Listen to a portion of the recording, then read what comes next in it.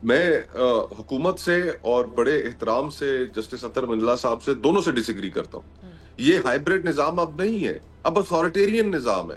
ایک زمانہ تھا کہ ڈیموکریسی انڈیکس نے پاکستان کو سٹرگلنگ ڈیموکریسی کی کیٹیگری میں ڈالا ہوا تھا. پھر 2016 کے بعد سے جو ہمارے ملک کے اندر ہونا شروع ہوا، اور پھر 2018 کے الیکشنز بھی کوئی فیئر الیکشنز تو نہیں تھے، تو اس کے بعد ہمیں ایک ہائبرڈ کیٹیگری میں ڈال دیا گیا کہ ہائبرڈ نظام حکومت ہے. اب پاکستان کو ڈیموکریسی انڈیکس نے اتھارٹیرین رجیم جن ممالک کے اندر ہے اس لسٹ میں رکھا ہوا ہے.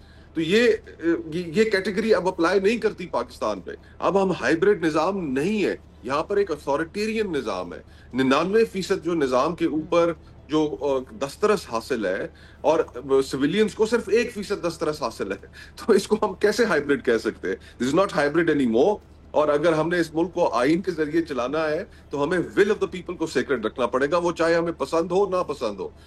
I've got a lot of differences with Imran Khan صاحب's politics, his party's politics, but I cannot disagree with the fact کہ ان کا یہ اگر عوام نے فیصلہ کر دیا ہے تو یہ ان کا حق ہے. ہم چاہے جتنا مرضی ہے ان سے اختلاف کرتے رہے، حکومت کرنا انہی کا حق بنتا ہے.